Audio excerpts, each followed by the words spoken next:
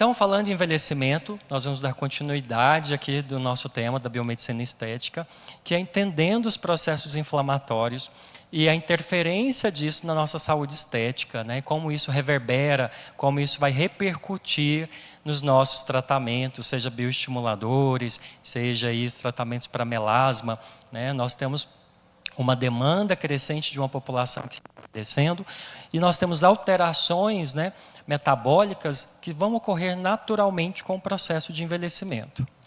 Esses processos de envelhecimento vão estar relacionados a alterações metabólicas celulares, que podem ter, né, sofrido várias alterações epigenéticas, atreladas a inúmeros fatores, né, como ambientais, a toxinas, a exposições, né, a produtos que são tóxicos para a nossa célula, e também o próprio processo de envelhecimento, a inflamação silenciosa, aonde nós vamos culminar em um processo que vai gerar, dentro da nossa matriz extracelular, um ambiente inapropriado, inadequado, ou que vai interferir nos nossos procedimentos. Enquanto profissional da estética, né, nós temos que entregar saúde. Um corpo saudável tem uma pele bonita, né? Um corpo saudável tem um cabelo bonito, tem uma unha bonita. E aí o paciente chega, né, cheio de problemas, cheio de processos inflamatórios internos, resistência insulínica, alterações dos hormônios tiroidianos, né, predominância estrogênica, ou então chega ali na menopausa que já não temos mais os hormônios, e aí nós esperamos aquele resultado uau, e nós entregamos ali um resultado bem aquém do que a gente desejava, do que a gente esperava. Nós temos aí um paciente que não teve a entrega, né, do nosso produto, do nosso serviço, que ele vai se sentir prejudicado, né? Quantas vezes a gente realiza procedimento estético, alguns pacientes falam assim: uau, amei o resultado, nossa, que resultado incrível, né? Você vê lá o antes e depois, fica assim, nossa, que lindo que ficou isso. Outras vezes nós não temos resultado, né? A gente olha e fala, meu Deus, né? O que aconteceu aqui? Né? O que houve? Foi o mesmo procedimento? O que aconteceu? Quantos aqui já passaram por isso? Levante a mão aí de vocês. Então, nós vamos entender isso um pouco hoje, né? Então, vamos falar sobre esses processos aí inflamatórios e a influência sobre isso, né? Sobre mim, eu iniciei a minha carreira, pessoal, querendo ser professor, me aposentar na Universidade Federal enquanto professor. Depois que eu entrei na Universidade Federal, fiquei lá por 2 anos, enquanto professor do curso de Medicina, e aí, pelo ICB, dava aula na Educação Física, dava aula na Medicina, e já era professor, né, do ensino privado. E eu comecei a me deparar com, né, alguns processos durante a pesquisa que nós realizávamos. Eu sempre trabalhei na parte oncológica, né, eu trabalhava com câncer do colo uterino na época da iniciação científica e depois, evoluindo, fui também para a parte de adenocarcinomas do colo uterino, trabalhei um pouquinho com a mama. Então, nós trabalhávamos ali com análises moleculares dentro de processos envolvidos em cascatas metastáticas e processos de tratamento oncológico, né, as quimioterapias e etc. Quando eu recebi um convite de um colega meu, oftalmo, e falou assim, vamos desenvolver uma pesquisa e nós queremos verificar as cicatrizes anestéticas, hipertróficas em cicatrizes cirúrgicas realizadas em ratos. E nós vamos utilizar o bevacizumab. Aí eu falei, caramba, bevacizumab eu entendo, né? Nós utilizamos bevacizumab aqui na Onco, vamos fazer essa pesquisa. E aí eu comecei, então, a me debruçar, a me interessar mais sobre a área da estética. E quando foi, hoje não atuo mais na oncologia, estou aqui inteiramente na estética, né? Continuo como docente, como professor da Faculdade de Medicina ainda, e coordeno a parte de morfologia e morfofuncional do curso de Medicina, que é uma demanda aí que trata sobre a parte anatômica, a parte histológica, histopatológica e também dos diagnósticos de imagem dentro desse curso. Então, há uma alta complexidade, né, de compreensão de todos esses conhecimentos acerca do exercício da estética. É importante que a gente entenda, né, profundamente de anatomia, que a gente entenda profundamente de fisiologia, fisiologia, e para que a gente entenda agora esses processos, né, que não basta apenas sermos injetores, nós temos que entender como que funciona tudo isso, porque na verdade, né, Dr. Flávio, cadê o Dr. Flávio? Está por aí ainda? Nós não queremos receber nenhum processo, não é verdade? Então nós só queremos receber elogios, né, likes lá no Instagram, né, comentários no Google. Então hoje sou CEO do Instituto Fábio Almeida, que é um instituto destinado à educação. Então nós trabalhamos desde a anatomia em cadáver a procedimentos, né, práticos em pacientes modelo. Professor da parte da anatomia, né, fui professor da Federal e hoje presidente da Comissão de Ensino e Docência do CRBM3. Me dedico intensamente, né, ao tratamento de melasma, não somente ao tratamento estético do melasma, mas o tratamento global desses pacientes, uma vez que essas manchas elas apresentam uma alta complexitude. Sou escritor, pesquisador e adoro viajar, né? Cheguei da Bahia ontem, né? Não, vocês estão vendo, peguei muito sol, mas com filtro solar, né, gente? Não tem jeito. Aí as pessoas falam, mas foi para a praia, voltou branco. Filtro solar, né? Precisamos usar filtro solar. O negócio da marquinha não é legal, né, gente? E aí, o que que nós vendemos? O que que nós vendemos? Você que está no YouTube, escreva aí no chat para nós o que que vocês vendem, né? E vocês aqui, o que que vocês vendem? O que que nós estamos vendendo aqui? Quanto biomédicos estetas? Vamos, gente, um de cada vez. O que que nós vendemos? Saúde, bem-estar, o que mais? Autoestima, o que mais que nós vendemos? Rejuvenescimento, vendemos beleza, vendemos o quê? Deixamos as pessoas mais felizes, deixamos as pessoas mais sensuais. Vendemos tudo isso? Mais o quê? Vendemos sonhos, né? Exatamente, vendemos sonhos também. E é exatamente isso, né? Quando eu estava preparando aqui, eu falei assim, espero que ninguém fale lá para mim que vende lá toxina botulínica, que vende preenchimento, né?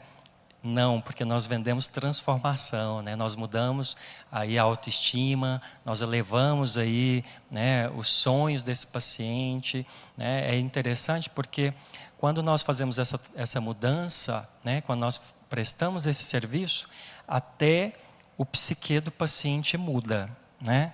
Uma pessoa, uma mulher que tem um lábio ali mais fininho, de repente você faz ali um preenchimento labial, agora, gente, ela se sente a mulher mais poderosa, né? Sexy, ela começa a ficar até mais falante, sabiam?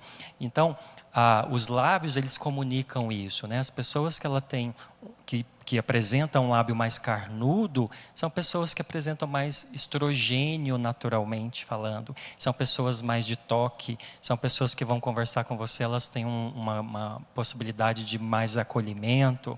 E quando nós fazemos isso através de preenchimentos, através de técnicas, nós também mudamos essa percepção, tanto a própria percepção quanto a percepção dos outros, né, através de uma comunicação não verbal.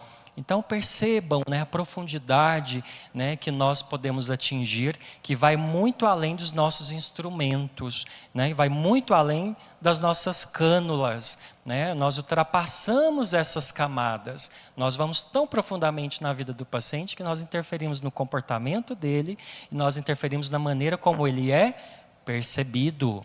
Né? Então, se eu coloco ali uma mandíbula no paciente que tem um rosto mais afinado, eu vou transmitir uma mensagem de mais o que? Segurança, de mais confiança. Né? É a mesma coisa quando eu pego o rostinho do Superman e comparo com o rosto do Homem-Aranha. Quando você olha por Superman, o que é que você imagina? Provedor, né? Protetor, confiança, segurança. Quando você olha para o rostinho dos personagens de Homem-Aranha, o que é que você percebe? Ele é uma pessoa jovem, atrapalhada, que no final ele ainda salva o planeta.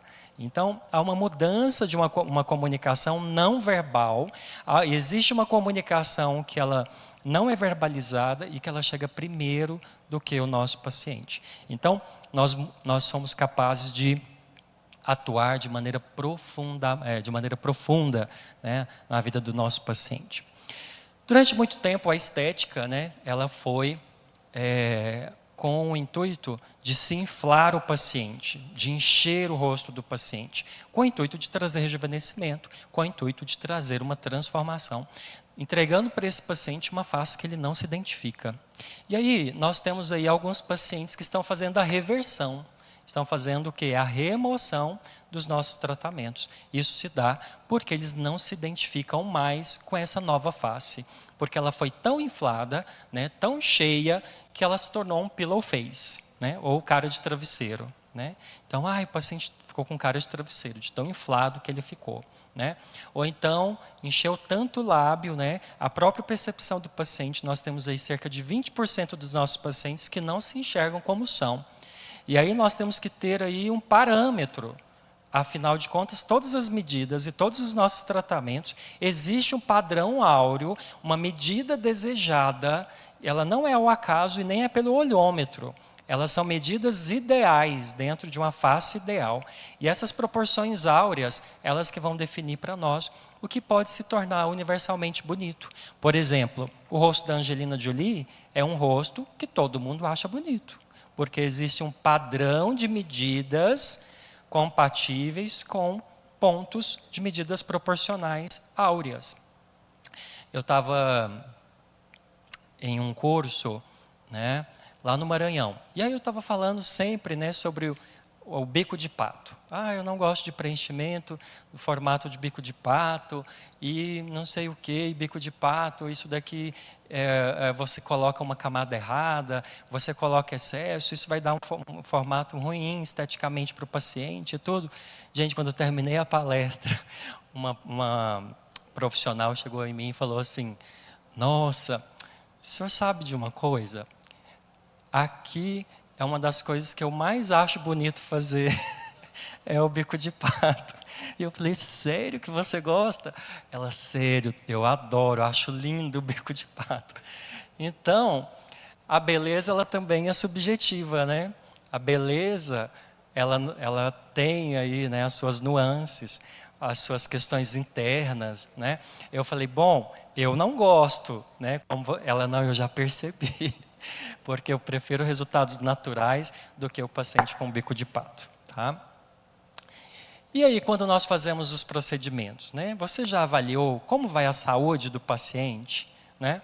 Como é que está essa saúde do paciente? Nós só queremos fazer procedimentos, ser injetores, ali, né, vender um bioestimulador, essa paciente está com a flacidez, vamos ali fazer um bioestimulador nela que vai resolver.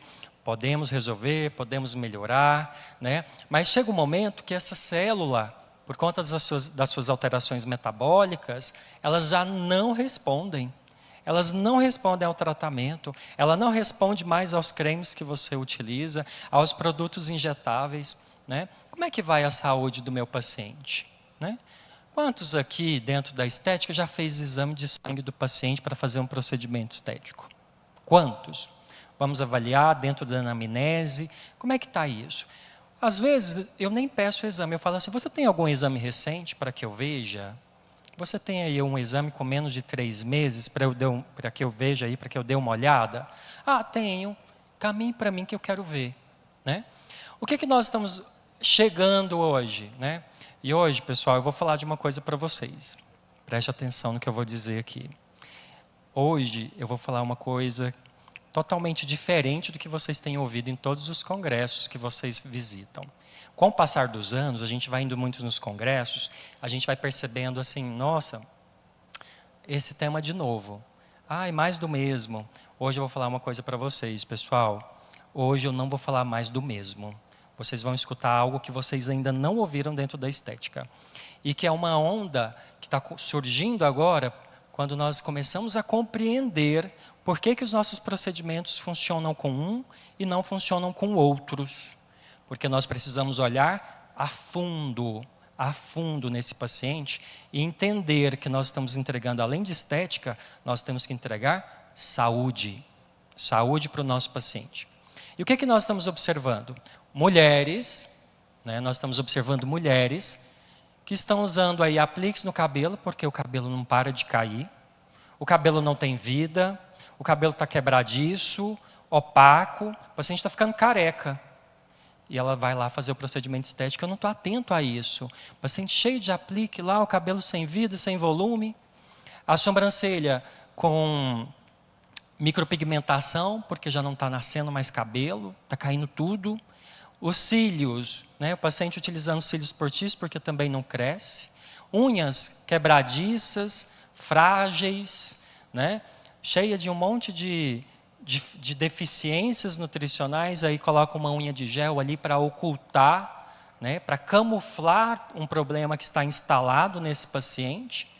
Então, nós estamos evoluindo para uma sociedade onde as mulheres estão adoecendo, está cheia de processos inflamatórios, né, cabelo falso, sobrancelha de micropigmentação, esmaltes, enchendo a cara de maquiagem para ocultar olheiras, e daí nós recebemos esse paciente, damos ali para ele um preenchedor, damos para ele um bioestimulador, o resultado vai aquém do que a gente espera, o resultado ele não tem durabilidade, porque nós estamos tratando um ambiente que não está propício, um ambiente que não está adequado para ser tratado.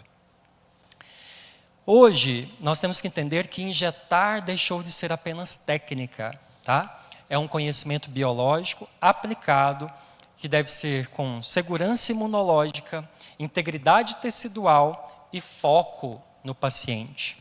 Resultados ótimos são aqueles que você tem um foco no paciente, são aqueles que você está alerta sobre os sinais que esse paciente apresenta. Inflamação crônica é o oposto de regeneração. Então, nós estamos evoluindo para tratamentos regenerativos de recuperação celular, de recuperação desse microambiente tecidual, para que a gente possa, então, regenerar, trazer aí resultados ótimos para o nosso paciente, além de restaurar e restabelecer, né, saúdes e pontos que precisam ser norteados, retificados e orientados a esse paciente. Se nós não tratamos o paciente, é como se a gente estivesse fazendo uma pintura em um carro enferrujado, né? Nós estamos fazendo um reboco numa parede que está cheia de infiltração, em uma parede que está toda danificada, em um carro que está sendo consumido pela ferrugem. A pintura está lá, mas a ferrugem também. E o resultado disso não vai ser bom. O resultado disso vai evoluir para uma situação em que daqui a um tempo começa a descascar, daqui a um tempo isso daqui começa a ruir. E os sinais começam a ficar visíveis. Então há uma redução do viço, há uma textura da pele, né, diferenciada, não há mais brilho, há uma perda da elasticidade, perda da uniformidade, e a pele deixa de reagir com os bons produtos. Então nós vamos tendo sinais visíveis. E um tratamento regenerador, ele é diferente de um tratamento de correção, né? Regenerar é diferente de corrigir. Então nós vamos entender agora como que funcionam esses processos. E eu vou trazer para vocês aqui o caso da Dona Maria, tá? Dona Maria é essa pacientezinha aqui, né? Que tem todos os sinais de envelhecimento, rugas, né, periorais, periorbitais, né, rugas em terço superior, jawline, né, fragilidade de pescoço, manchas faciais, né, perda de firmeza da pele. Então, que tratamento que nós vamos indicar? Eu quero que você que está aí, pegue o teu celular, leia esse QR Code aqui e vote. Eu vou dar para vocês 30 segundos e eu quero ver que tratamento que vocês vão indicar para esse paciente aí. Você que está em casa também, se você conseguir votar, eu vou acompanhar aqui a votação de vocês em tempo real, para ver qual ponto aqui que vocês vão indicar para o tratamento da nossa paciente, a Dona Maria. Então vamos lá, gente, vocês vão construir essa aula hoje junto comigo. Votem aí nesse QR Code. Pode escolher mais do que um tratamento, tá bom? Não tem problema. Pode escolher 1, 2, o que vocês indicarem aí. Vocês serão os prescritores aí do tratamento da nossa paciente, a Dona Maria, tá? Façam a votação. Você também que está aí de casa nos acompanhando pelo YouTube, pode votar em tempo real. estaremos aqui acompanhando os resultados de vocês, à medida que vocês estão votando aí em casa.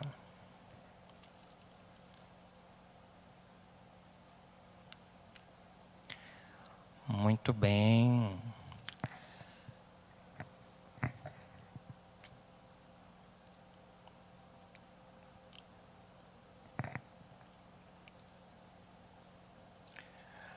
Muito bem, vou encerrar a nossa votação para a gente continuar.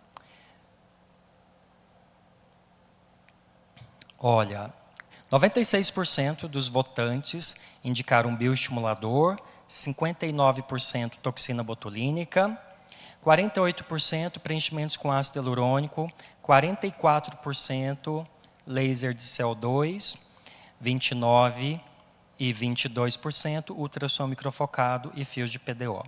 Então, a predominância de quase 100% dos votantes escolheram bioestimulador de colágeno e toxina botulínica como maioria, e a indicação, né, menos realizada foi de ultrassom e fios de sustentação de PDO.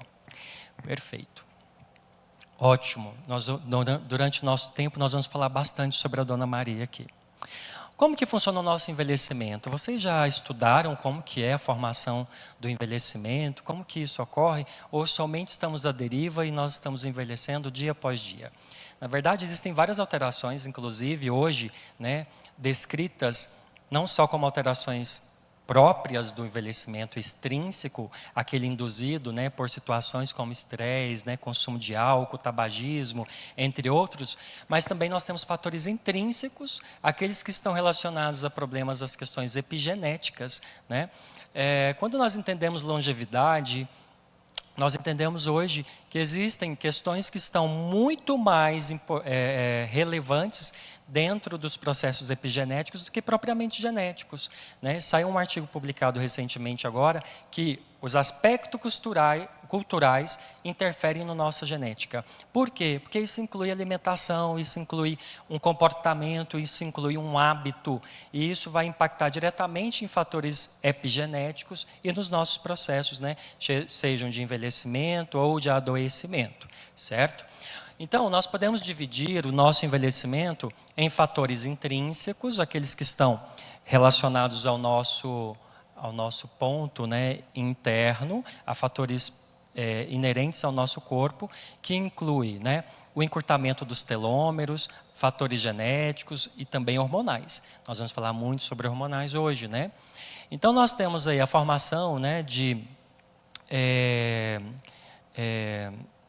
processos, né, oxidativos, nós temos alterações do pH da nossa pele, alterações relacionadas à microbiota e também as alterações das reduções causadas de reparo no DNA, envolvendo aí, por exemplo, P53. Então, esse estresse oxidativo leva, né, a uma microinflamação, leva a uma degradação do colágeno e também da elastina, o decréscimo, né, da integridade, uma queda da integridade, né, da barreira cutânea, da qualidade da pele e evoluindo até por fatores intrínsecos do envelhecimento. Quando nós temos os fatores extrínsecos, aí nós já temos, né, tabagismo, álcool, exposição a esses fatores, que levam também a fatores, formação, né, de espécies reativas de oxigênio, danos no nosso DNA, principalmente por raios ultravioleta, né, UVA e UVB, processos oxidativos e estresse, inflamação, diminuição das TIMPs, que são sinalizadoras, né, e inibidoras das metaloproteinases, que nada mais são do que colagenases. Com a redução das TIMPs, ocasionadas pelo processo oxidativo, nós temos um aumento dessas metaloproteinases e também da NF-kappa-beta, que vai levar a uma degradação, né, do meio extracelular, levando aos fatores extrínsecos do envelhecimento. Então, de maneira resumida, nós entendemos aí que essas metaloproteínas metaloproteinases, elas vão ter um papel muito importante, né, na nossa degradação do colágeno. Metaloproteinase 1, por exemplo, é uma colagenase que vai clivar o colágeno tipo 1 e o colágeno tipo 3. E as metaloproteinases 2 e 9, elas vão degradar o colágeno desnaturado e também a elastina, enquanto a metaloproteinase 3, elas vão degradar, né, os proteoglicanos e também ativar outras metaloproteinases. Tudo isso vai estar relacionado aos processos intrínsecos e extrínsecos do nosso envelhecimento. E nós vamos ter aí 4 parâmetros importantes dentro do envelhecimento. A matriz extracelular, que ela vai sofrer uma alteração, né, por conta do estresse celular, né, das espécies reativas, né, dos processos oxidativos de redução de PDGF, de TGF-beta, reduzindo o colágeno, reduzindo a fibronectina e causando uma redução dessa matriz extracelular com aumento da elastase neutrofílica, com o aumento das metaloproteinases, né, e a redução de TIMP, que é o nosso fator protetor aqui, que vai combater essas metaloproteinases. Quando nós temos o aumento das espécies reativas de oxigênio, né, o aumento de ROS, nós vamos ter que ela pode ser ocasionada tanto pelo aumento da glicose, os processos de glicação, tá?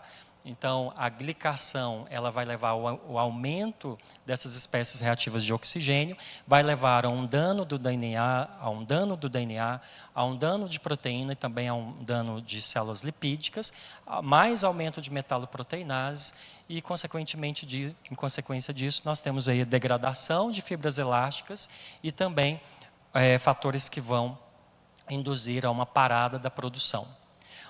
Então, o terceiro fator é uma inflamação estendida, que ela vai se dar através de atividade de macrófagos aumentados, aumento de espécies reativas de oxigênio e induzindo então um processo inflamatório silencioso e também a diminuição da angiogênese. Se eu tenho uma angiogênese prejudicada, seja por aumento de óxido nítrico, seja por um aumento aí de interleucinas, processos inflamatórios e também pela metaloproteinase, a elastase neutrofílica, nós temos menos nutrientes que chegam a essas células da pele, nós temos menos oxigênio que chega a essas células da pele e, consequentemente, nós temos uma pele mais envelhecida, uma pele menos nutrida, uma pele menos bonita. E o processo de envelhecimento, entre eles o fator hormonal, ele também tem uma relação direta com o processo de idade. Nós recebemos muitos pacientes na menopausa, né, que chegam até nós para os tratamentos, porque eles chegam e falam, meu Deus, doutora, minha pele está derretendo, meu Deus, agora estou envelhecendo, acordei, estou cheia de rugas. Nós temos realmente 2 picos de envelhecimento, né, que ocorre aos 45 anos de idade, o nosso primeiro, que há uma celeridade nesse processo. E então, nós temos um estudo, né, que foi publicado aí no ano de 2021, que aquelas pacientes que têm um ciclo menstrual regular e também as pacientes que têm um ciclo menstrual irregular não apresentaram diferença quanto ao seu conteúdo de colágeno na pele. Mas aquelas mulheres que já entraram na menopausa tiveram uma diminuição de 13% do colágeno de pele. Então, além desse colágeno, né, ele está reduzido, ainda a gente tem as questões relacionadas ao próprio processo, né, de oxidação, de glicação, né, de resistência insulínica, de alterações hormonais, né, a níveis de estrógeno, de progesterona, que vão impactar diretamente no envelhecimento dessa paciente. As metaloproteinases, por sua vez, elas vão funcionar, né, como uma quebra, né, uma ruptura dessa tripla hélice, que é o colágeno, ele é um cordão, né, de 3 dobras. Então, nós temos aí as metaloproteinases fazendo um processo degradativo, fazendo com que eu tenha pequenos peptídeos, tá, de colágeno imperfeitos, né, de cadeias alfa prejudicadas e fragmentadas, reduzindo, então, a qualidade desse colágeno. E quando nós pensamos em formação do colágeno, nós também temos alguns processos deficitários de micronutrientes que vão impactar na formação desse novo colágeno. Então, o primeiro deles que necessitam de 2 cofatores, o zinco e o cobre. Né? Sem o zinco e o cobre, esse paciente ele vai ter uma produção deficitária ou prejudicada, né, desse colágeno. Um colágeno mais fragmentado, mais rígido, né, sem qualidade, sem ser um colágeno elástico juntamente com a elastina. Um outro ponto importante na produção do colágeno é que eu preciso também de vitamina C. A formação da tripla hélice, ela é dependente da vitamina C. Então, pacientes carentes de nutrição, né, carentes de vitamina C, também vão ter um impacto aí negativo na produção desse colágeno. Uma vez que esse colágeno é produzido, né, ele vai ter uma vida média aí de 12 anos, né? Mas, à medida que nós temos os processos, né, envolvidos dentro da oxidação, da produção de metaloproteinase, da glicação desse colágeno e também de carências de vitamina C, zinco, né, e o cobre, esse colágeno ele também não vai ter uma vida tão longa, ele não vai ter uma qualidade, né, necessária para que a gente tenha uma pele saudável.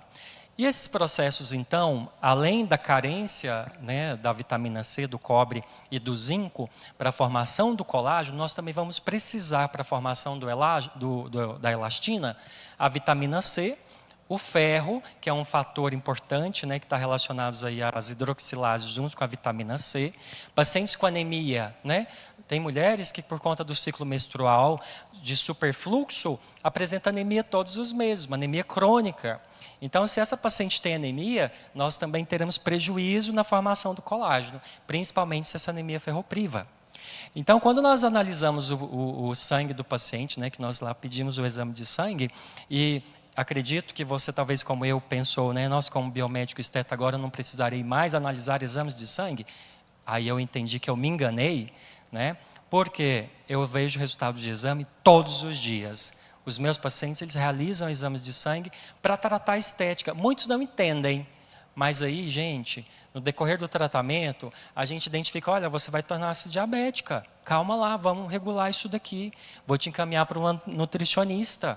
O paciente agradece, ele fala, nossa, meu Deus, fui lá para tratar uma disfunção, fazer um procedimento estético, descobri que eu estou quase ficando diabética. Outra vez veio um paciente dos Estados Unidos, nós estávamos ali realizando o procedimento, e é aquela coisa, né? Paciente dos Estados Unidos eu tenho que fazer hoje, que eu vou voltar daqui a pouco. Então, coisa muito rápida, estávamos conversando, ela falou assim, Fábio, eu fico 15 dias até 20 sem ir no banheiro. Falei, meu Deus, já pensei, esse resultado aqui já está com algum problema, né? Por quê? O paciente está com intestino, constipação intestinal. Constipação intestinal, processo inflamatório, não absorve nutrientes, carência nutricional. Então eu falei, meu Deus, vou te passar um chá. Passei um chá para ela, um chá. E aí, gente, a primeira mensagem que ela me mandou, Fábio, eu vim para tratar meu rosto, você resolveu o meu intestino. Ela falou outra coisa, né? Mas eu falei assim, que coisa boa. Voltou feliz da vida. Já me indicou mais de 15 pacientes, porque eu tratei o intestino dela. Porque eu fiz ali no banheiro. Olha isso, né? Paciente que estava enfesada, mal-humorada, né? Faltando aí neurotransmissores, né, importantes produzidos pelo intestino, tratamento de depressão, né? Porque ali a gente tem, a maioria dos nossos neurotransmissores são produzidos no intestino. E aí essa paciente com depressão, paciente com autoestima baixa, né, a pele, né, toda cheia de acne, intestino parado, é reflexo, né, do nosso eixo, né, intestino, pele, cérebro, né? Então nós temos esse eixo aí. O zinco, né, é essencial para a síntese aí de várias proteínas, incluindo o colágeno, e o cobre. Então a vitamina C, ela vai ter um papel importante também, além de participar do processo de formação do colágeno, que é a inibição das espécies reativas de oxigênio, né, dos processos oxidativos. Então, ela vai reduzir esse processo oxidativo, muitas vezes aqui na nossa ilustração, induzido pelos raios ultravioletas. Tá? Inibindo ROS, inibe o estresse oxidativo e também inibe o dano do DNA. Consequentemente, eu tenho, né, uma pele íntegra quando eu tenho essa cascata, então, inibida pela vitamina C. Sempre quando nós observamos assim, esse tracinho na seta significa inibição, né? Enquanto tem a setinha, significa estímulo. Então, os raios UVAs e UVBs, eles vão estimular as espécies reativas de oxigênio, que vai diminuir o procolágeno, diminuir a síntese de colágeno e diminuir a integridade da nossa pele, né? O ROS também vai ativar danos no nosso DNA, uma mutação da nossa P53 e também o aumento de câncer de pele. Então, veja a importância, né, da vitamina C para a nossa pele. E quando nós pegamos a vitamina D, e agora eu estou seguindo a ordem alfabética da vitamina, né, então falamos sobre a vitamina C, agora vamos falar sobre a D. A D ela também é extremamente importante, não só para a nossa defesa, né, do nosso organismo, mas também porque ela vai estar relacionada à inibição de estresses oxidativos, à inibição das metaloproteinases, né? Consequentemente aumentando o TIMP, que vai reduzir ainda mais as metaloproteinases, e também as vitamina D, inibindo esses processos, né? De formação de oxidação, danos do DNA, processos inflamatórios oxidativos, nós vamos ter uma preservação da nossa matriz extracelular. Então, isso são fatores extremamente relevantes e estão relacionados ao envelhecimento extrínseco, né? Enquanto a vitamina D também, ela vai inibir a degradação do colágeno e da elastina, preservando de maneira intrínseca o nosso envelhecimento. Tá? Então, a vitamina D ela vai atuar nos dois pontos, né? Tanto no envelhecimento intrínseco quanto o extrínseco. E outros fatores relevantes, né? Como, por exemplo, no fotoenvelhecimento e também em ações antitumorais.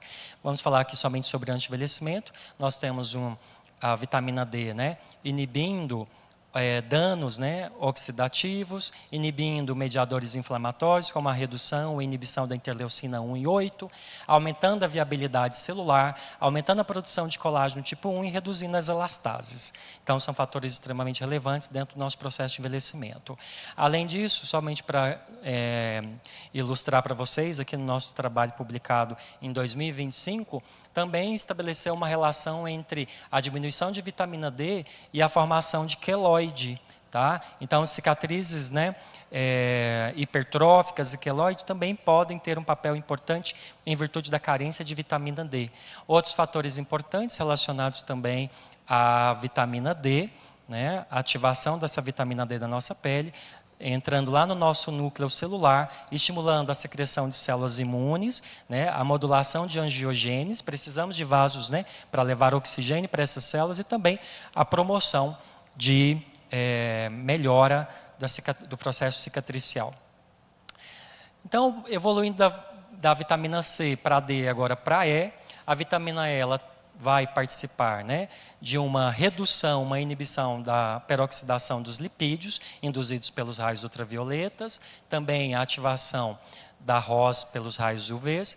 Essa vitamina E, ela vai inibir as metaloproteinase 1, lá no núcleo da célula, também vai inibir a formação de prostaglandinas e COX, reduzindo então o processo de inflamação.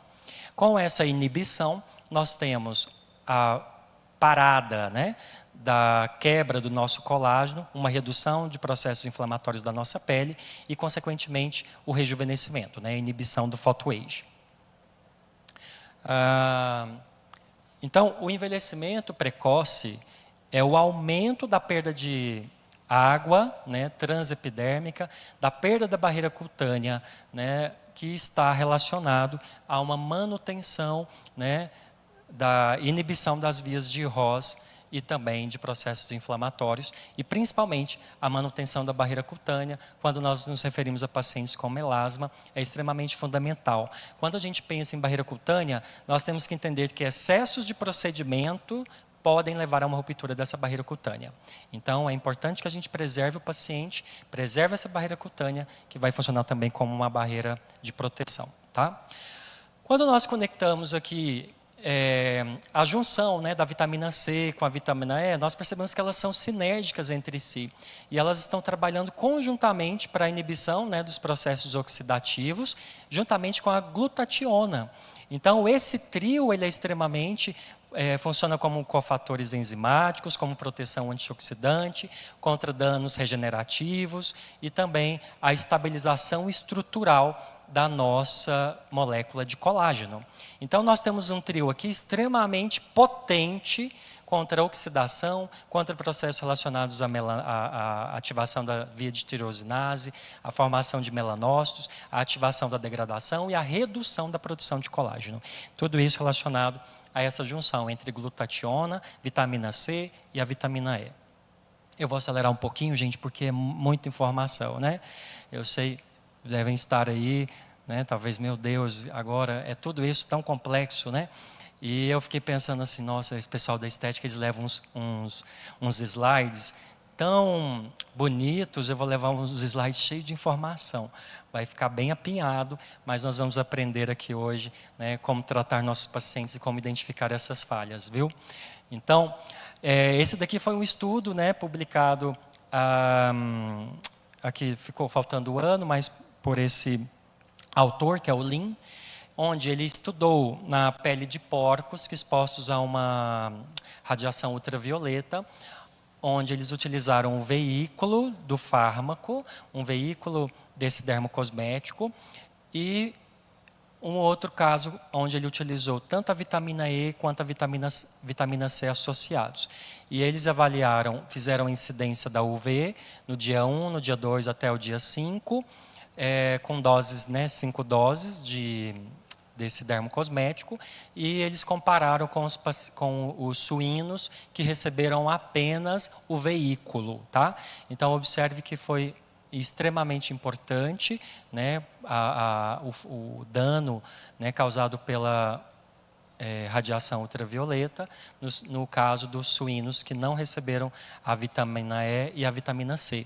Então, observamos que a vitamina C e a vitamina E foi extremamente importante no controle do pigmento, no controle do fotoenvelhecimento desses suínos. A vitamina A, né, o retinol, o ácido retinóico, ele também tem um fator relevante na formação, né, no reparo dos raios e danos causados pela a radiação ultravioleta, uma hiperproliferação por falta da vitamina A pode induzir a psoríase, então a vitamina A tem sido utilizada no tratamento de psoríase, e um processo de aceleramento de recuperação cicatricial nos pacientes também é observado através do uso de retinóides. Quando nós observamos o corte histológico, né, em um paciente que utiliza vitamina A e é exposto ao sol, né, aos raios ultravioleta, nós observamos aí uma fotoproteção. Observe que a camada da epiderme ela está bastante espessa em comparação com o paciente que não faz uso da vitamina A. Então, nós temos uma epiderme bastante degradada, uma ausência de barreira cutânea, né, um estreitamento dessa camada da pele. A vitamina B12, por sua vez, ela também vai ser importante na síntese de DNA. A sua falta pode induzir a formação de anemia megaloblástica, né, por uma eritropoese, né, produção de células sanguíneas ineficazes. E essa interação bioquímica pode levar a uma anemia desse paciente por carência de vitamina B12, a uma hipóxia tecidual, ou seja, não chega oxigênio ao tecido, certo? E isso pode levar, né, a um comprometimento na formação desses fibroblastos, processos de hipometilação com síntese de colágeno reduzido, deficiência energética com baixo ATP, baixa síntese proteica, ou seja, não vou produzir tanto colágeno porque não tem energia para essa mitocôndria, e pode levar também a homocisteína. Nós vamos ver daqui a pouquinho por que a baixa de vitamina B12 tem uma relação com a homocisteína elevada. A homocisteína elevada, por sua vez, apresenta um aumento de estresse oxidativo, a degradação do colágeno e ainda apresenta risco cardiovascular. O paciente apresenta um risco cardíaco. E a glicação? Agora nós vamos falar sobre as canetas, né? As canetas de emagrecimento. Os processos de glicação, né, resistência insulínica, quantos, né, de nós eu recebo praticamente toda semana paciente fazendo uso das canetas, né? Do Mounjaro, né? Os inibidores de GLP-1. Então, isso tem sido muito frequente no nosso consultório. Então, nós temos que entender esses processos, embora o biomédico não esteja apto a prescrever nem a aplicar. Então, nós temos que entender como que funciona isso. O processo de glicação, né, ou a hiperglicemia, ele está atrelado, né, aos fatores que vão levar à resistência à insulina e vão produzir um grupamino formado pelas AGEs, né, que são os produtos de glicação avançada, as AGEs.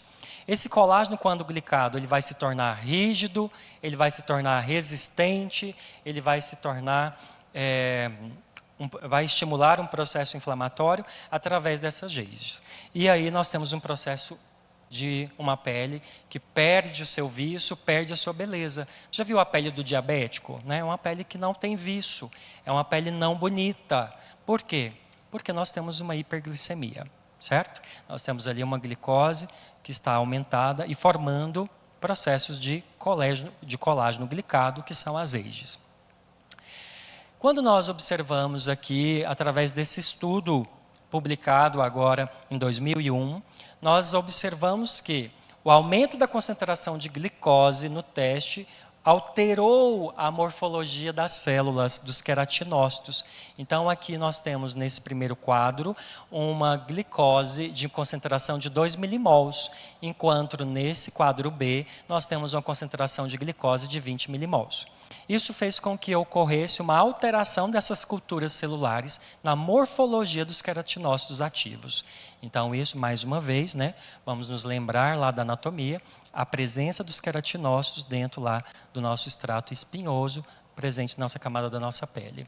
Outro fator importante é que a capacidade proliferativa desses queratinócitos, ela foi reduzindo à medida que eu aumentava a concentração de glicose. Então, a capacidade de renovação celular, a capacidade de divisão celular, de proliferação, também reduziu de acordo com o aumento da concentração de glicose nesses meios de cultura. Outro fator importante é que as metaloproteinases 1, 2 e 4 e a 14, que nós já estudamos, também estão mais aumentadas em pacientes diabéticos do que nos pacientes não diabéticos, aqui representados por esse quadrinho. Então, o paciente com diabetes, nós já temos que entender que se ele não mudar os seus hábitos de vida, não mudar, está um paciente descompensado, a entrega ela é menor, a entrega é comprometida. Então, nós temos que deixar isso bem claro para o paciente e alinhar a expectativa desse paciente com o resultado, porque é uma questão inerente ao organismo do paciente. Não atende, ela extrapola as nossas ferramentas, tá bem? Também há uma alteração da derme, da epiderme, tá? Então nós temos uma espessura também comprometida, uma fragilidade dessa pele através de pacientes que são diabéticos. E também a presença aí, de metalosproteinase 1 mais aumentadas na região da derme. Tá? Então, nós temos muito metaloproteinase na derme do que na epiderme. Aqui nós temos uma fotografia, onde nós observamos aí, as fibras de colágenos intactas em pacientes não diabéticos e a fibra de colágeno dos pacientes diabéticos, todas fragmentadas e desorganizadas. Também nós identificamos aí, a presença de colagenases, destruidoras do colágeno, níveis muito mais altos do que em pacientes não diabéticos. Tá? Então, a diabetes, elas têm uma relação extremamente importante com a degradação e a formação do colágeno. Aqui, à medida que nós temos a cor intensa de verde, nós temos aí a presença de colágeno, marcado com fluoresceína. Então, aqui veja que essa fotografia, marcada com fluoresceína, o colágeno ele está bastante intenso, demonstrado pela intensidade da cor verde. Enquanto no paciente diabético, a cor esverdeada ela vai reduzindo, vai perdendo a sua capacidade de ligação ao substrato de fluoresceína, demonstrando que tem muito menos colágeno do que nos pacientes não diabéticos. Os produtos de glicação, eles vão participar de inúmeros processos dentro do nosso organismo. Então, nós temos aí a formação dos produtos de glicação, interagindo com o estresse oxidativo. Isso vai estar se ligando à liberação dos AGEs aqui, ó, aos queratinócitos, fazendo uma glicação, aumentando o fator de necrose tumoral alfa, interleucina 1 e 6, aumento de ROS, a diminuição das integrinas, né, que são importantes para a adesão celular. Nós temos as AGEs participando de processos de formação de crosslinks com o colágeno. Isso diminui a elasticidade, diminui a elasticidade, tornando ele mais rígido e também fazendo com que eu tenha uma degradação diminuída. Os fibroblastos vão aumentar a apoptose, vão aumentar as células em G0, né, em senescência, há uma diminuição do crescimento celular e uma diminuição da síntese da matriz extracelular. Dentro da nossa célula, lá dentro da célula, nós vamos ter a ativação de receptores de membrana, fazendo com que eu ative o NF-kappa-beta, fazendo com que eu tenha alteração, né, da P53, das interleucinas e, consequentemente, o dano ao nosso DNA. Também alterações da ligação da vimentina, né, diminuindo a migração e divisão do tecido. E nas células imunológicas, nós também temos aí alterações, né, de proliferação, alterando a matriz celular, aumentando metaloproteinase, diminuindo TIMPs e ativando a elastose dos actínicos. Então, consequentemente, nós temos uma matriz mais rígida, com ligações cruzadas, alterações de estruturação de 3D desse colágeno glicado, uma resistente à degradação e acúmulos que vão ocorrendo com a idade, em processos irreversíveis e cumulativos, levando a mais glicações com o processo de envelhecimento. E quais são as consequências visíveis, né, dessa glicação? A pele se torna rígida, perde elasticidade, rugas profundas, flacidez, tom amarelado da pele, cicatrização lenta, textura áspera, perda de viço. Com relação à parte vascular, a microangiopatia cutânea, interferindo, né, na chegada de nutrientes e oxigênio para o tecido, redução de fluxo sanguíneo, hipóxia tecidual, comprometimento da nutrição da pele. E os efeitos sistêmicos, a aceleração do envelhecimento biológico, processos inflamatórios crônicos de baixo grau e o risco cardiovascular aumentado. E aí é onde que entra as nossas canetinhas, né? Os análogos de GLP-1. Olhe lá, ó. Os análogos de GLP-1, eles vão se ligar às nossas células aqui e vão inibir, né, os adipócitos, inibindo a ação do estrogênio, inibindo os receptores de estrogênio lá do nosso fibroblasto. Uma vez inibido esse receptor de estrogênio, essa célula vai ativar as metaloproteinases e vai inibir a produção de colágeno. Olha que interessante. Além disso, essa célula aqui, uma vez que se liga aos nossos análogos de GLP-1, eu tenho uma redução, certo, da glicose e também uma redução de ATP, induzindo as minhas células ao nosso processo de morte, a apoptose. No entanto, eu tenho, através da ligação dos análogos de GLP-1, uma inibição de citocinas que vão ativar ROS, tá? Então, essa inibição faz com que eu não ative os processos oxidativos e não leve aos processos de dano oxidativos. Então, nós temos um ponto positivo aqui, certo?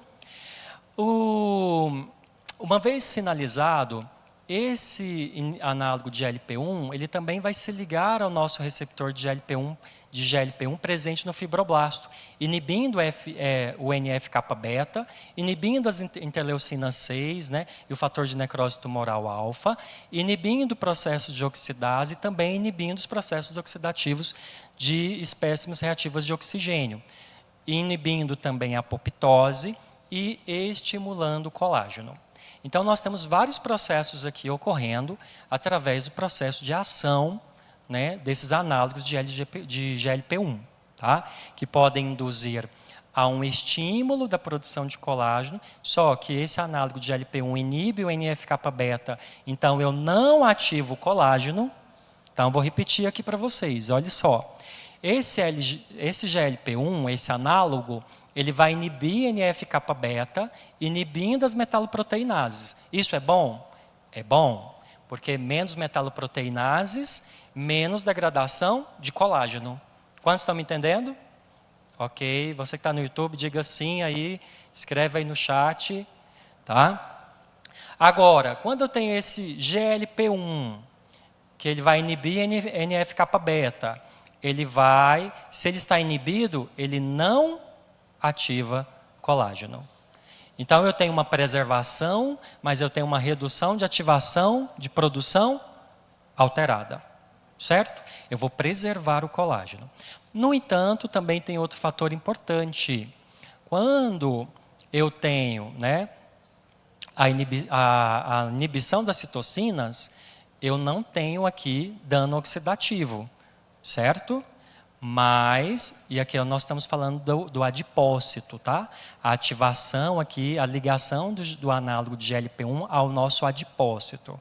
Então, ele vai inibir a citocina, não inibindo citocinas, eu reduzo o estresse oxidativo, os danos oxidativos. Mas quando a gente fala de fibroblasto, olha aqui, vem para cá. O fibroblasto, uma vez que eu inibo NF-kappa-beta, certo? Eu vou inibir, né, o NAD e vou estimular mais processos oxidativos. Ou seja, se essa via aqui, ela, né, não é parada, eu tenho mais indução de processos oxidativos, ok? Se eu inibir NF-kappa-beta, o que vai acontecer aqui? Estresse oxidativo. Se eu inibir NF-kappa-beta, eu tenho redução de apoptose. Se eu inibir NF-kappa-beta, eu não estimulo a produção de colágeno, certo?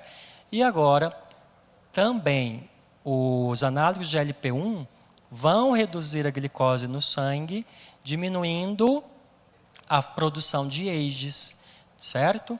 Inibindo os receptores de AGEs lá do meu fibroblasto. Perfeito. Ótimo, isso é incrível, porque eu vou inibir a glicação do meu fibroblasto, certo? Por conta de uma ligação dos nossos análogos de GLP-1. E inibindo os AGEs, eu também vou inibir a glicação do meu colágeno, tá? Então, eu tenho vários mecanismos de ação relacionados ao nosso análogo de GLP-1. Além, é claro, né, de um não acompanhamento desse paciente fazendo uso do análogo de GLP-1, nós temos a redução das gorduras, né, dos coxins faciais. Então, a necessidade de uma intervenção para reposicionamento de tecido, né, de pontos de sustentação estratégicos, porque reduziu essa gordura da face. E, se o paciente não é acompanhado, ele também evolui para sarcopenia, redução de massa muscular. Tá? Então, nós temos vários processos acontecendo ali ao mesmo tempo, né? Sarcopenia, se o paciente não está suplementado, se ele não está sendo tratado, redução dos adipócitos, redução das células de gordura, formando aqui os nossos coxins de gordura facial, que há necessidade de uma intervenção, né, de sustentação. E nós temos a ligação a esses análises de LP1, tanto ao adipócito e ao nosso fibroblasto, induzindo vias de ações diferentes. Alguém queria perguntar aqui? Bom dia.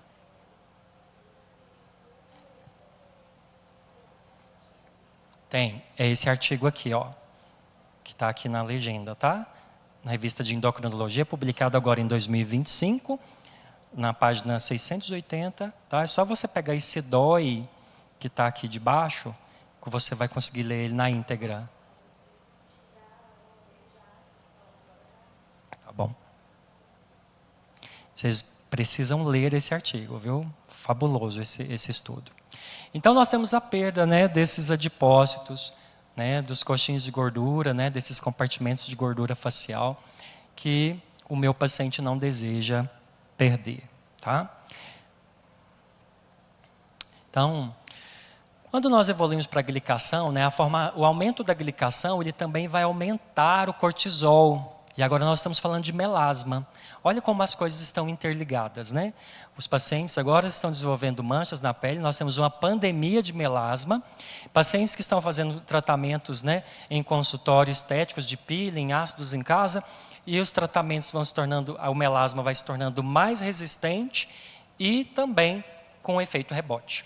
E quanto mais eu vou fazendo, né, uma agressão a esse paciente, mais difícil vai ser para tratar esse paciente quando ele chega lá no consultório. Tá? Então, não adianta tratar somente a pele do paciente, quando ele tem melasma. Então, os processos de glicação, eu vou começar aqui por aqui, né, para a gente pegar esse gancho, ele vai aumentar o cortisol, esse cortisol vai induzir a formação de CTH, esse ACTH ele vai estimular a formação de alfa-melanócito, que por sua vez vai ativar, né, os nossos melanócitos na produção de pigmento. Outra via associada ao CTH é a ativação de receptores melanocortico-1. Tanto esse receptor, o alfa-melanócito, como o ACTH, eles apresentam os seus primeiros aminoácidos de maneira idêntica, tá, da sua cadeia. Então, eles são muito parecidos entre si. Isso vai aumentar a energia, né, o ATP, vai aumentar o AMP cíclico, formando, então, a ativação da via da tirosinase, formando então a feomelanina e a eumelanina. O estrogênio ele também vai ativar, né, o aumento de ATP tecidual, o aumento da AMP cíclico e, consequentemente, também a via da tirosinase.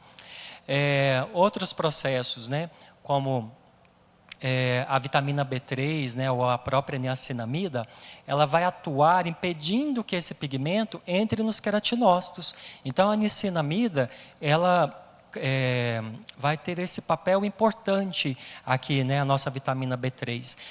Por mais que esse pigmento ele seja produzido, ele vai ter uma dificuldade de entrar nas células dos queratinócitos, né, no interior desses queratinócitos.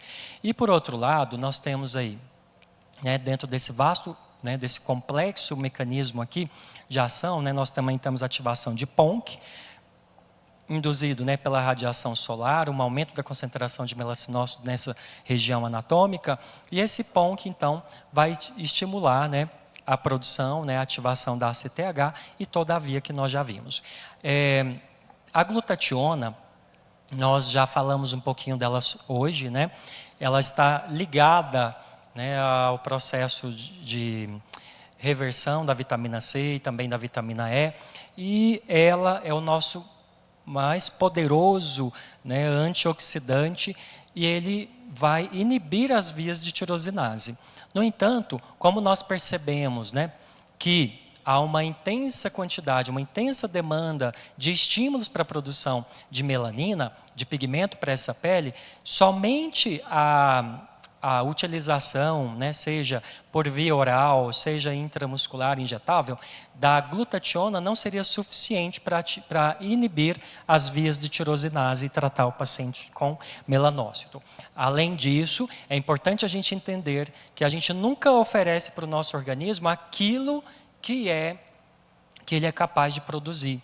Então, quando eu começo a fornecer para o meu paciente glutationa, o corpo dele pode entender que agora ele não vai precisar mais de produzir isso. Tá? E nessa situação, eu nunca ofereço para o meu paciente glutationa.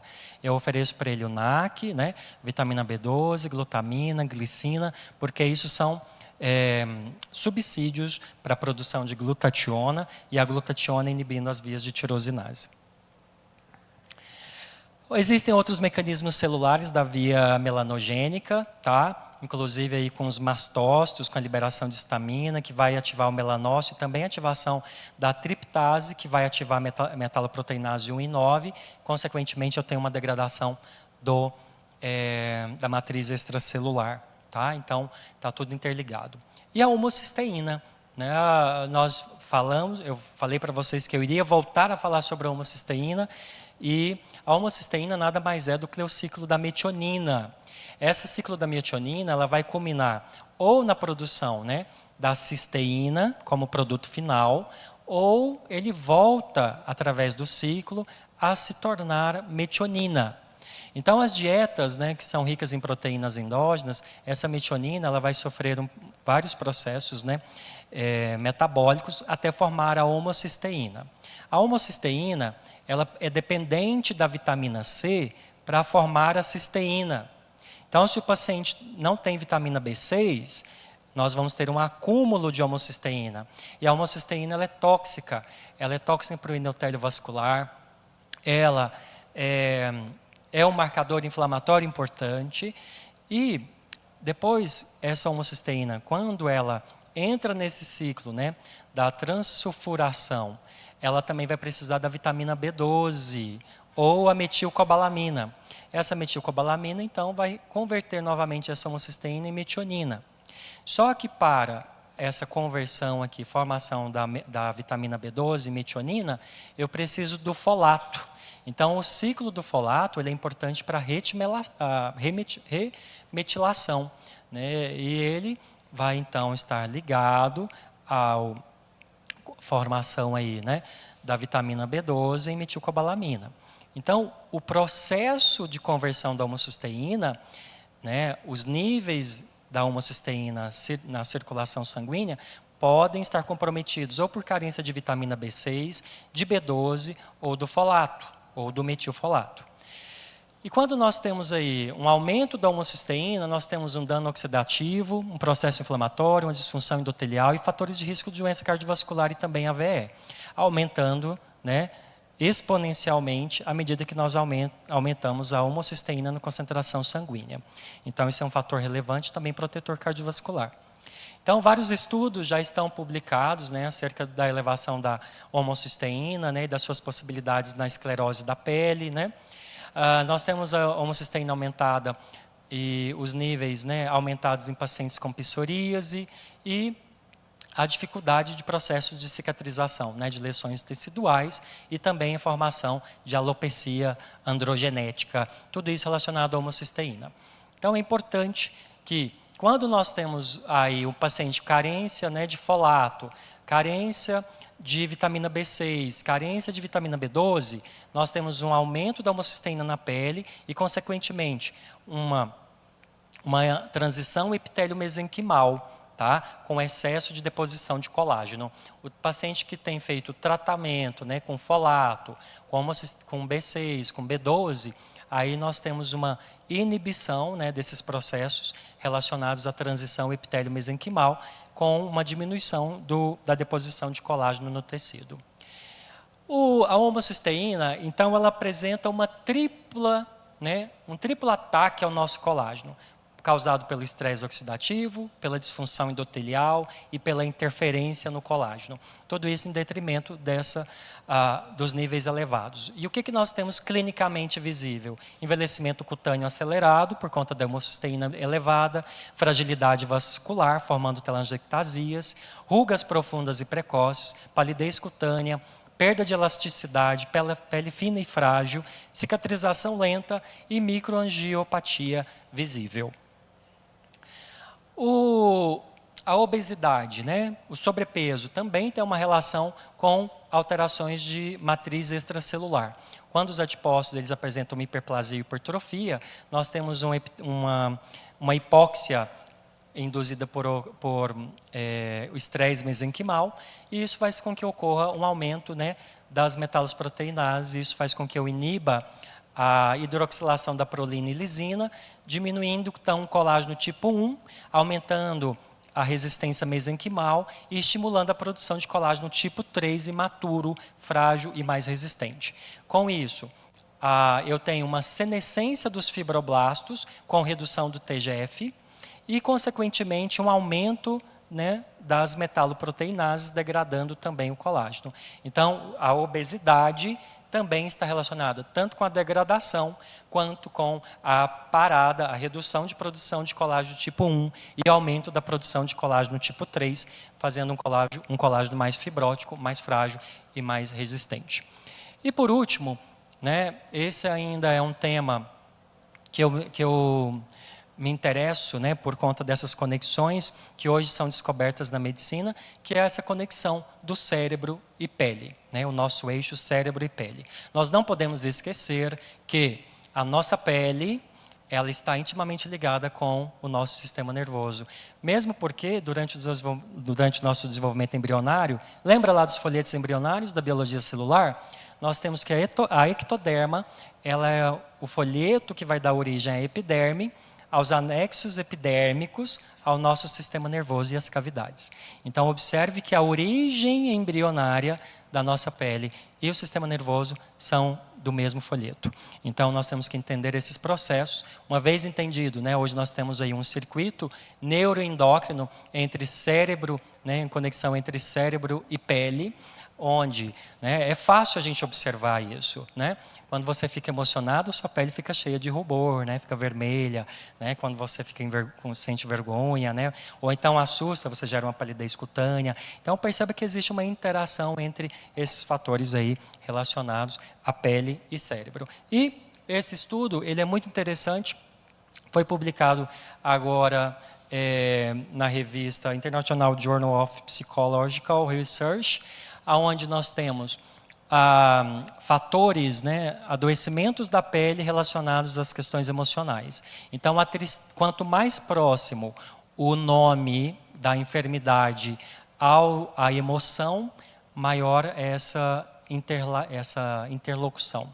Então, o vitiligo, ele está bem próximo, né, de pessoas que são muito tristes, né? Então, pessoas muito tristes têm uma predisposição a desenvolverem mais vitiligo. Desgosto, né? Então aí ao redor a gente tem vitiligo, a gente tem dermatites, né? Ao medo, dermatite atópica, a raiva, psoríase, acne. Então, quanto mais próximo o nome está desses pontos de emoção, maior é o risco dessas desordens da pele ocorrerem por fatores emocionais. Então, além de entender todos esses processos, nós temos que entender desses fatores emocionais. Nós falamos de todos esses cofatores essenciais, inclusive o magnésio, né? O magnésio é um fator extremamente importante, está presente em mais de 600 reações enzimáticas, então não vou me debruçar muito nesse sentido. Aqui eu vou chamar a atenção de vocês aqui para o selênio, que foi um que eu ainda não falei. Ele está presente, né, quando reduzido, e está sempre muito reduzido nos nossos pacientes, nós temos uma redução da glutationa, e com isso nós temos uma interferência no melasma, né? O zinco também, etc. Aqui é uma lista, eu não vou falar sobre eles, né? Mas se vocês quiserem fotografar, quais são os fatores que reduzem a síntese de colágeno e elastina. Então nós temos desde deficiências nutricionais, o hipotireoidismo, resistência insulínica, homocisteína elevada, leaky gut, né? As alterações hepáticas e etc. Aqui nós temos os fatores que aumentam a degradação do colágeno, né? Dentre aqueles que nós já citamos, o estresse oxidativo, inflamação crônica e os raios ultravioleta, né?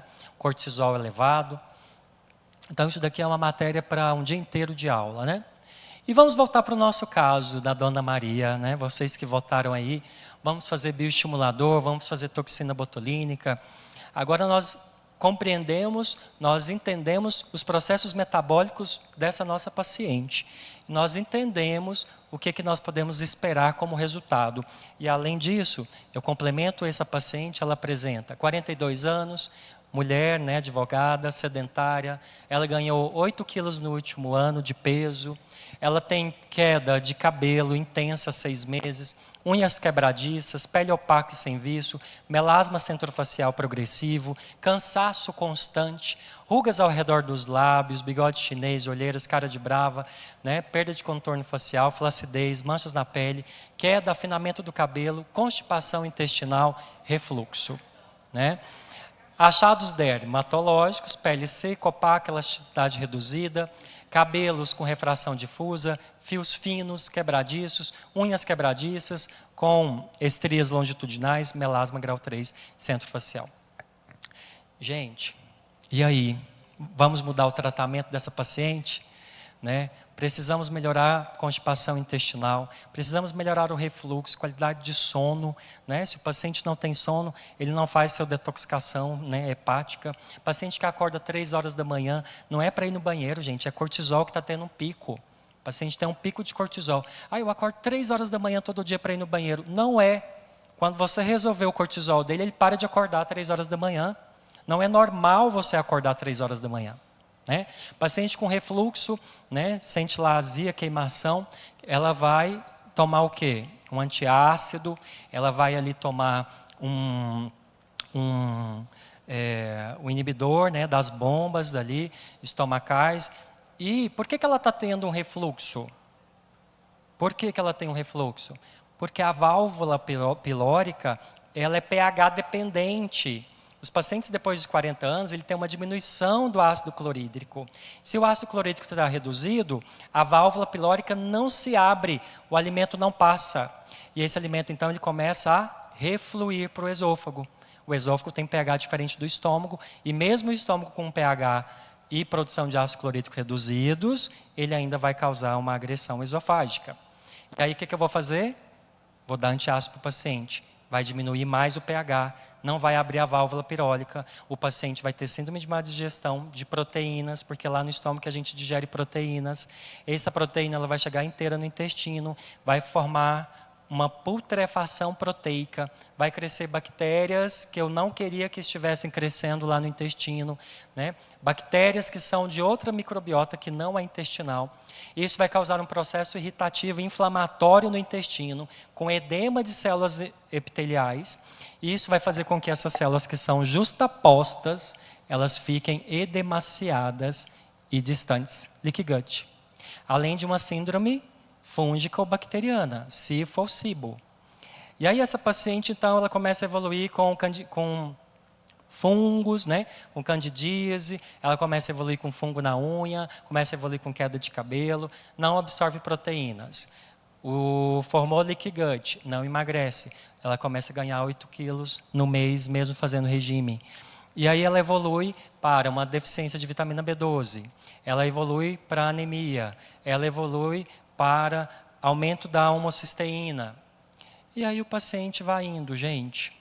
Vai envelhecendo, cabelo caindo, a unha, sobrancelha, vou ter que fazer micropigmentação, vou ter que colocar a unha postiça, meu cabelo está caindo, está pouco, vou ter que usar um aplique, vou ter que usar uma peruca, vou ter que usar um mega hair. E aí vai indo. E nós recebemos essa paciente e estamos ali mais uma vez camuflando todos os processos de adoecimento desse paciente. Então, nós precisamos, né, nos posicionar aí acerca desse paciente. Exames de sangue, olha lá. Vitamina D baixa, isso é um exame real, tá, gente? Eu não coloquei os valores aqui, nem a foto real do paciente, mas vitamina D baixa, vitamina B12, vitamina C, selênio limítrofe, zinco, magnésio, hemoglobina, paciente com anemia, alterações hepáticas importantes, gama-GT alterado, TSH, T3 livre. Olha lá, o paciente está com T3 baixo, ele tem uma hipotiroidismo, temos que avaliar. Mas provavelmente ela não está metilando. Por que ela não metila? Porque não tem selênio, não tem zinco, não tem magnésio. Então não metila, não converte T4 em T3. Então o paciente tem uma redução de metabolismo, redução de T3 vai interferir no peristaltismo intestinal, constipação intestinal, né? E vamos evoluindo ainda, né? Olha lá, resistência insulínica, índice Roma-IR elevados, glicemia de jejum limítrofe, insulina de jejum elevado, e homocisteína elevada, estrogênio, predominância estrogênica. E o paciente vai evoluindo, né? Com manchas, né? Com resistência insulínica, pele opaca porque não tem vasos sanguíneos ali suficientes e etc. Como é que nós vamos cuidar desse peixe? Então nós temos aqui a Dona Maria. Eu vou dar medicamentos para ele, né? Como é que nós vamos cuidar desse peixe doente? Como é que nós vamos cuidar dele? Vamos imaginar que o nosso peixinho aqui é a Dona Maria, e essas pílulas aqui são os nossos bioestimuladores, né? E aí, como é que vai ficar esse peixe aqui? Nesse estado aqui, nesse ambiente, né? Sono ruim, né? Alimentação desequilibrada, carência nutricional, tudo está aqui nesse ambiente, ó.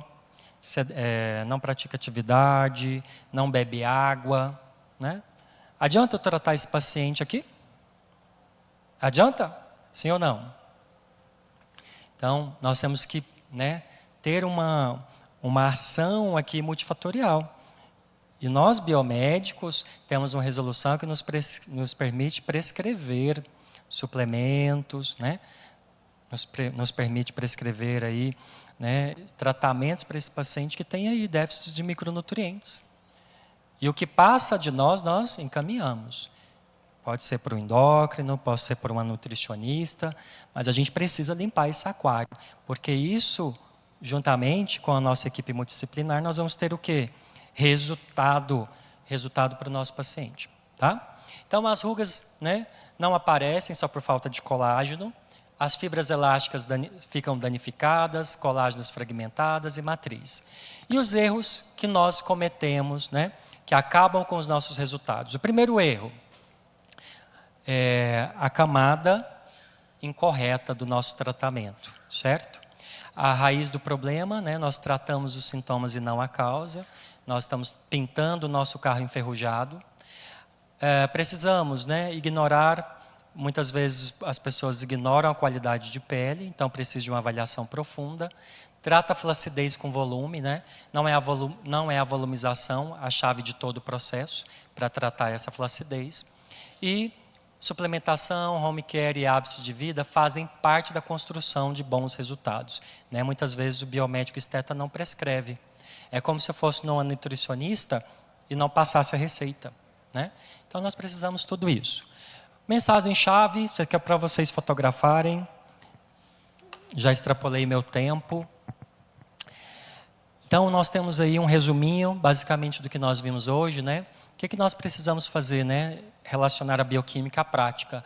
Uma visão sistêmica, né? Com reflexo a uma saúde interna desse paciente. O colágeno como alvo central, o equilíbrio entre síntese e degradação. Deficiências nutricionais como cofatores essenciais para a biossíntese. Inflamação sistêmica, ela é inimiga silenciosa do colágeno. Metabolismo hormonal precisam ser regulados, né? Eles são mestres da nossa pele, incluindo tireoide, né? Estrogênio, etc. Uma abordagem integrativa, né? Com multimodalidades, incluindo um tratamento para acne, para alopecia, né? E orientações acerca de dieta, exercício físico, etc. E um tratamento personalizado para cada paciente.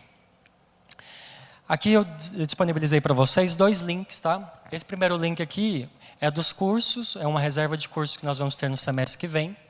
Nós temos cursos aí desde preenchimento, né, parte de anatomia em cadáver, a parte de compreensão, né, da bioquímica celular, metabolismo celular.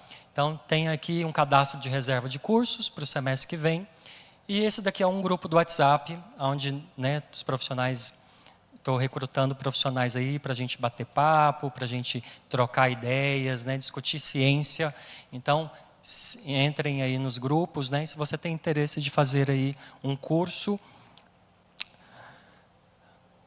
comigo, você vai se inscrever aqui nessa plataforma de cadastro de reservas de curso, tá? Geralmente eu ofereço 2 cursos por ano, um no primeiro e segundo semestre. Por fim, gente, eu sei que eu passei meu tempo, né? Acho que vocês estão cansados, é muita informação, né? Mas a compreensão disso é necessário, importante, eficiente, né? E espero que seja eficaz para todos vocês. Então, regenerar a pele é também regenerar a autoestima, né? Quando nós falamos que nós vendemos aí autoestima, nós temos que regenerar essa autoestima desses pacientes. Não adianta apenas ali fazer um efeito camuflativo, né, sem tratar esse paciente, tá? E muito obrigado a vocês, né? Obrigado pela paciência aí.